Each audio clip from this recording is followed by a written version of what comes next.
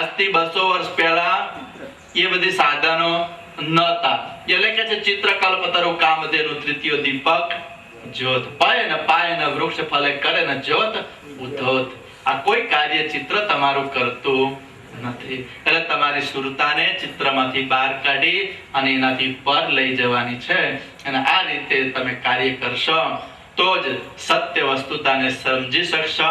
અને સત્ય વસ્તુતા સમજાશે તો જ તમે છેવટનું જે ઘર છે નિજ ઘર ત્યાં જઈ શકશો. પણ જો સત્ય વસ્તુતાને નહીં સમજો તો આ બધા નરસિંહ મહેતાની જેમ આત્મા કરી અને ભૂલા પડ્યા અને વૈકુંઠમાં જવું પડ્યું એમ આપણી દશા થશે. માટે સત્ય વસ્તુતાને પરખવાની છે. અને સત્ય વસ્તુતા પરખાશે તો જ છેવટે કૈવલ ધામમાં જઈ શકાશે. શ્રીમદ કરુણા આદ સક્રત સ્વરાજ કરુણેશ કૈવલ કી શ્રીમદ કરુણા સાગર ભગવાન કી સર્વ સંતન કી જ્ઞાન સંપ્રદાય કી કૈવલ ધામ કી સત્સંગ પૂર્ણાવતિ કા સત કૈવલ સાહે છે એવું કહેતા ને ધણિયાને શરમ પણ ના આવે. સહેજે બને છે એવું કહેતા ને ધણિયાને શરમ પણ ના આવે. જગત જનથી એવું કેનારાને જગત જનાથી એવું કેનારાને કરતા આખો કેમ આપે જગતમાં કર્યા વિના કાંઈ ન થાય. કર્યા વિના કાંઈ ન થાય જગતમાં. કર્યા વિના કાંઈ ન કર્યા વિના કાંઈ ન થાય. કર્યા વિના કાંઈ ન થાય જગતમાં. કર્યા વિના કાંઈ ન થાય. ગુરુ શ્રીમદ કરુણા સાગર ભગવાન કૈવલ ઓમ પ્રથમ પ્રણામ ધામ જેનો સકલ સરલ જાકી સત ભક્ત બ્રહ્મ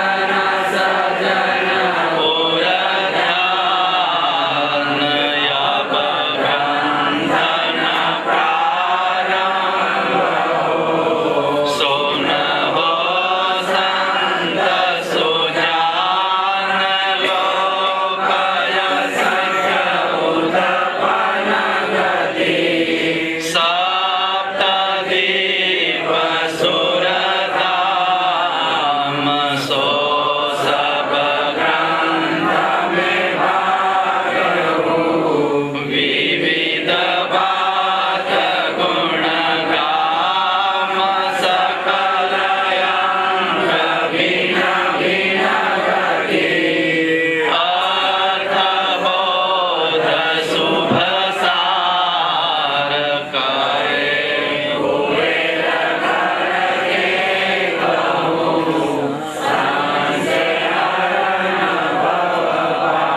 કૈવલમ ચિદેનમ રવિર્નામ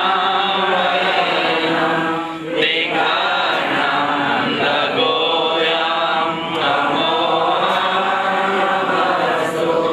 નિરાલમ નારાયણમ અહં નાવર્ણેયમ નયેતિ નણેયમ પ્રણાયમ પરંતો જપેનામ જપાયમ કાયમ મનાતિ મગોયમ સ્વયં તમ સમસ્તો જહાનમ તેયન્ન વિસન્નમ વિનય જે કરોતિ વિવર્ધિત વસ્તો વિધિ વૈ વેદાંતમ વચંતેન ચંતમ સનાતિ સનાતમ જનાતો અખાદમ બહોદમ લહેજન્માદમ પુરેયમ દેયમ आद्य सक्रत स्वराज करुणेश कैवल की मत करुणा सागर भगवान की सर्व संतन की ज्ञान संप्रदाय की कैवल धाम की सत्संग प्रारंभ समय का सत कैवल साई सत कैवल साई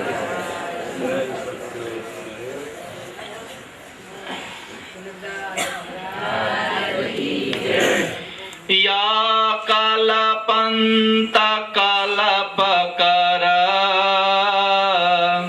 सबकी गाई सदीर परम गुरु बिचरण की कुन मिटावही पीर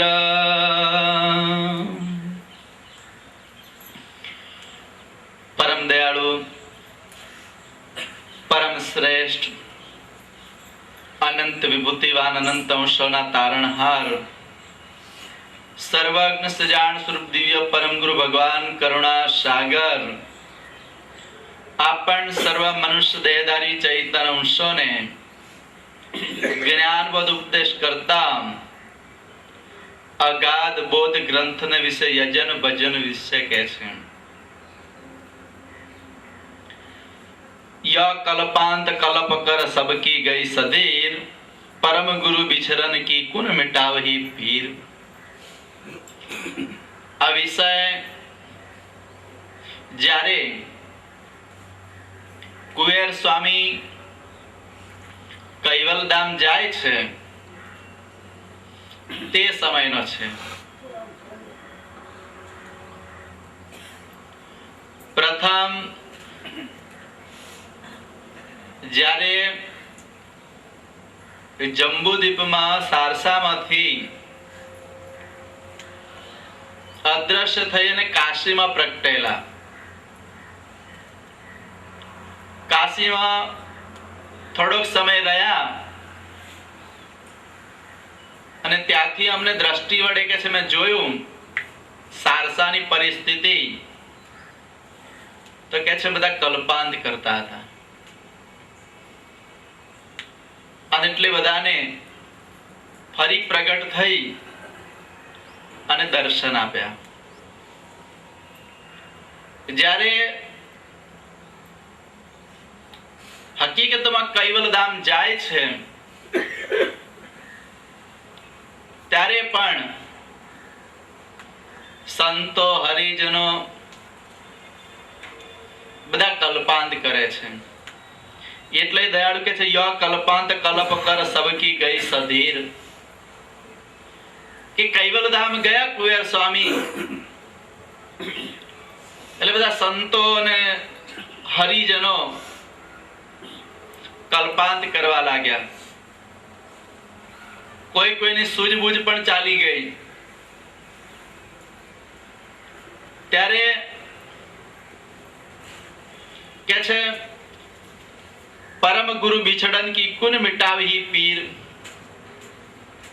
કેમ કલ્પાંત કરે છે? તો કે છે પરમ ગુરુ જતા રહ્યા, પરમ ગુરુ આપણાથી દૂર થઈ ગયા. હવે આપણી પીર જે છે, વ્યાધિ પીડા, એ કોણ મટાડશે? તો અહીંયા દયાળુએ લખ્યું છે કે જગતની અંદર જે સાકુટ જીવો હતા એ મારા જ્ઞાનને સમજ્યા નથી. બીજા કે જેને કર્મકાંડમાં આસક્તિ ભાવ લાગેલો હતો તે પણ મારા જ્ઞાનને સમજ્યા નથી. અને એટલા જ માટે દયાળુએ લખ્યું છે ચામ ચક્ષુ જીવ ઉલટ દુખાય અરુડ જ્ઞાન મમ સમજ ન પાય. કે જે ચામ ચક્ષુ વાળા જીવો હતા એ મારા જ્ઞાનને સમજી ન શક્યા, ઉલટાને એમને દુઃખ થયું. પણ આપણી જો દ્રષ્ટિ ચામડાની હશે તો આપણને પણ દુઃખ થશે કે ભાઈ કુવેર સ્વામી જતા રહ્યા, એનું દુઃખ થશે. પણ જેની દ્રષ્ટિ જ્ઞાન ચક્ષુ વાળી હશે, દિવ્ય દ્રષ્ટિ હશે, જેની દેહ દ્રષ્ટિ નહીં હોય, એને કુવેર સ્વામી નામના પાત્રનો ક્ષય થતા, અગર અદ્રશ્ય થતા એને શોક નહીં લાગે. પણ કે છે બધા જ સંતો અને હરિજનો કલ્પાંત કરવા લાગ્યા. એટલે બધાની દ્રષ્ટિ ક્યાં હતી? કુવેર સ્વામી નામના ઘાટ ઉપર, શરીર ઉપર હતી. જગતની અંદર સાકુટ એકલા જંબોદીપમાં છે એવું નથી, બીજા દીપની અંદર પણ સાકુટ છે એવું બાપજીએ લખ્યું છે. અને સાકુટ વિશે તો બાપજી આપણને રેણીમાં બતાવ્યું છે. સાકુટ સંગ ન કરહી મિલાપુ જન સંગ બડે શો કરો સંતાપુ. અને આ બાજુ કોઈ પુરુષે કહ્યું છે સાકુટ ન સુધરે સો સાધુ કે સંગ, મુજ ડબોયો ગંગ તય રહ્યો તંગનો. સાકુટ જે કોઈ દિવસ સુધરે નહીં. તો કે છે જે સાકુટ છે મારે ગયા પછી પસ્તાયા છે. કે છે આવા અવિનાશી પુરુષ હતા, અમે એમને ઓળખી ન શક્યા.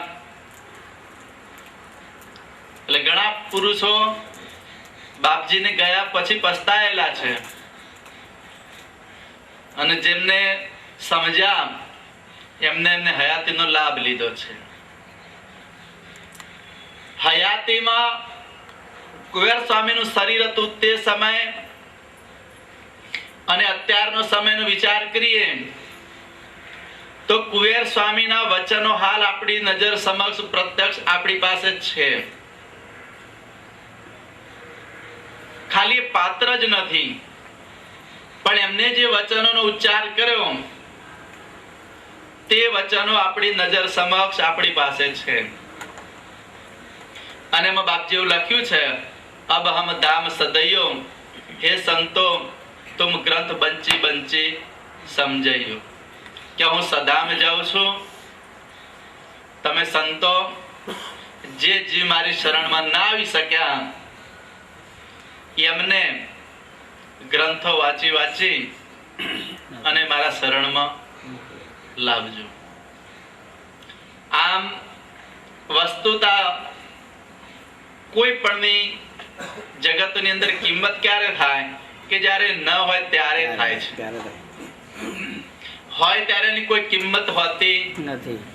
એટલે તો બાપજી કહે છે હમ તો પુરુષ આદુ અનાદુ કોઈ ગણત ભગત કોઈ સાધુ. તો હું તો પુરુષ આદિ અનાદિ છું.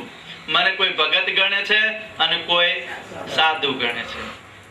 પણ કોઈ એવું નથી જાણતું કે આદિ પુરુષ છે કે ભાઈ અવિનાશી પુરુષ છે કે પરમ વિશેષ અંશ છે, પરમ ગુરુ છે, એવું કોઈ જાણતું નથી. એટલે બધા કોઈ સાધુ ભેગ છે એટલે કોઈ સાધુ ગણે છે, કોઈ ભગત ગણે.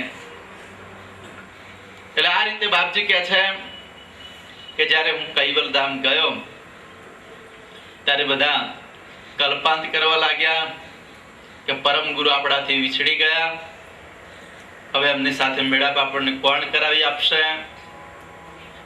તો આ વસ્તુતા અહીંયા જે સંતો ને હરિજનો કલ્પાંત કરે છે એમને નાનદાસ બાપજી શાંત પાડે છે. તો એ વ્યાખ્યા બાપજી આપણને આગળ બતાવે છે.